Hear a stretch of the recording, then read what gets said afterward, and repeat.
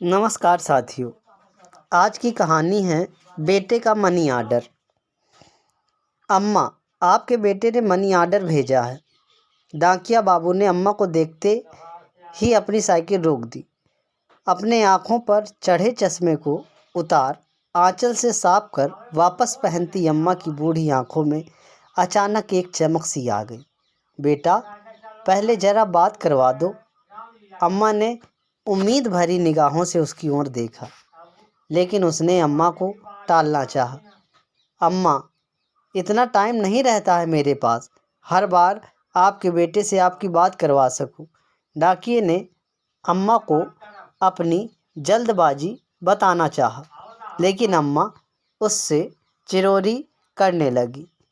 बेटा, बस थोड़ी देर की ही तो बात है।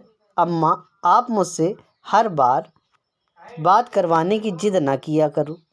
यह कहते हुए डाकिया रुपए अम्मा के हाथ में रखने से पहले अपने मोबाइल पर कोई नंबर डायल करने लगा। लो अम्मा, बात कर लो, लेकिन ज़्यादा बात मत करना, पैसे कटते हैं। उसने अपना मोबाइल अम्मा के हाथ में थमा दिया। उसके हाथ से मोबाइल ले फ़ोन पर बेटे से हालचाल लेती अम्मा मिनट भर बात कर संतुष्ट हो गई। उनके झुर्रीदार चेहरों पर मुस्कान छा गई। पूरे 1000 रुपये हैं अम्मा। यह कहते हुए उस डाकिया ने 100 के 10 नोट अम्मा की ओर बढ़ा दिए। रुपए हाथ में ले गिनती करती अम्मा ने उसे ठहरने का इशारा दिया। अब क्या हुआ अम्मा, यह 100 रुपये रख लो। क्यों अम्मा, उसे आश्चर्य हुआ। हर महीने रुपए पहुंचाने के साथ साथ तुम मेरे बेटे से मेरी बात भी करवा देते हो, कुछ तो खर्चा होता होगा ना। अरे नहीं अम्मा, रहने दीजिए। वह लाख मना करता रहा, लेकिन अम्मा ने ज़बरदस्ती उसकी मुट्ठी से 100 रुपये थमा दिए और वह वहां से वापस जाने को मुड़ गया। अपने घर में अकेली रहने वाली अम्मा भी उसे ढेरों आशीर्वाद देती और अपनी देहरी के भीतर चली गई। वह डाकिया अभी कुछ कदम ही वहां से आगे बढ़ा था, किसी ने उसके कंधे पर हाथ रखा। उसने पीछे मुड़कर देखा तो उस कस्बे में उसके जान पहचान का एक चेहरा सामने खड़ा था।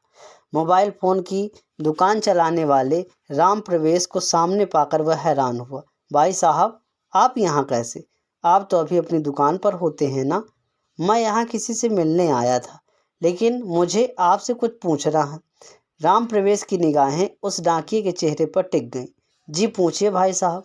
भाई, आप हर महीने ऐसा क्यों करते हैं? मैंने क्या किया भाई साहब? राम प्रवेश के सवाल या निगाहों का सामना करता वह डाकिया तनिक घबरा गया। हर महीने आप इस अम्मा को अपनी जेब से रुपए भी देते हैं और मुझे फ़ोन पर इनसे इनका बेटा बनकर बात करने के लिए भी रुपए देते हैं, ऐसा क्यों? राम प्रवेश का सवाल सुनकर डाकिया थोड़ी देर के लिए सकपका गया, मानो अचानक उसका कोई बहुत बड़ा झूठ पकड़ा गया हो। लेकिन अगले ही पल उसने सफाई दी। मैं रुपए इन्हें नहीं, अपनी अम्मा को देता हूँ। मैं समझा नहीं। उस डाकिया की बात सुनकर राम प्रवेश हैरान हुआ, लेकिन डाकिया आगे बताने लगा। इनका बेटा कहीं बाहर कमाने गया था और हर महीने अपनी अम्मा के लिए 1000 रुपये मनी आर्डर भेजता था। लेकिन एक दिन मनी आर्डर की जगह इनके बेटे के एक दोस्त की चिट्ठी अम्मा के नाम पर आई थी। उस डाकिये की बात सुनते राम प्रवेश को जिज्ञासा हुई। कैसी चिट्ठी? क्या लिखा था उस चिट्ठी में?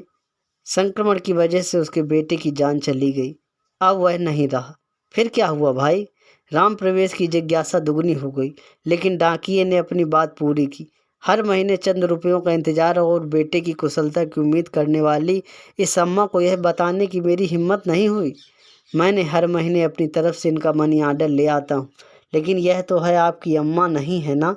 मैं भी हर महीने रुपए भेजता था अपनी अम्मा को, लेकिन अब मेरी अम्मा भी कहाँ रही? यह कहते ही उस डाकिये की आंखें भर आईं। हर महीने उनसे रुपए ले अम्मा से उनका बेटा बनकर बात करने लगा। राम प्रवेश उस डाकिया का एक अजनबी अम्मा के प्रति आत्मिक स्नेह देख निशब्द रह गया। चैनल को सब्सक्राइब करें। धन्यवाद।